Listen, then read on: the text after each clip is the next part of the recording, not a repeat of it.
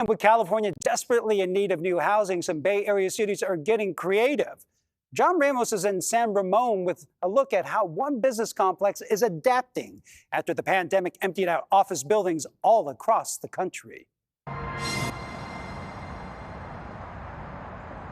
These are tough times for Bishop Ranch.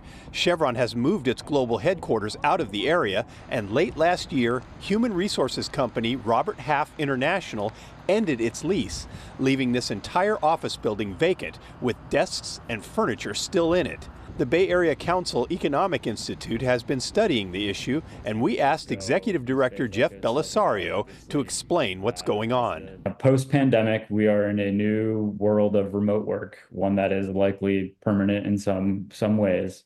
And I do think that investors, landowners are looking for that. What is the next thing? At Bishop Ranch, that means pivoting to the future. It was built as an office-only environment, but in 2018 they opened City Center, a retail, dining, and entertainment destination. And now, after the pandemic, with most of the vast parking lots empty, they are reimagining the area as a mixed-use residential community. City Village, a development of single-family homes, recently opened, as well as Belmont Village, a senior living complex. And last week, builder KB Home filed papers with the county saying they purchased this office building for $58 million in order to replace it with more than 100 homes in a housing project called Bartlett. We want to maximize in our region what we have to solve the problems that we have, right? So housing affordability tends to be our biggest issue.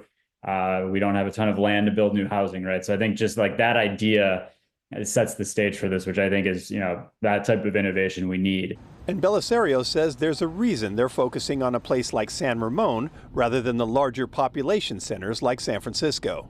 The suburbs seem to be the place that have won out of all this, right? It's the dense metro areas that are very expensive are the ones that are struggling to still recover from the pandemic, where suburban locations, people are wanting a backyard, they want maybe a little bit more affordability. They maybe want to live near where they work. So this idea at Bishop Ranch of combining still office, having the city center there, and now having residential, I think makes a lot of sense. A lot of people look at the empty office space in the high rises of San Francisco and wonder why they aren't being used as housing. But Belisario says most office buildings don't have the necessary infrastructure to support a living space, and to try to convert them would be economically unfeasible. The number of buildings that we would call convertible is not extraordinarily high in the city of San Francisco, or really anywhere around the region. It is the dream. If we could crack that code, I think conversion to residential would solve many of our downtown issues in particular, but it is much easier said than done. That's why KB Home plans to demolish rather than convert the building at Bishop Ranch.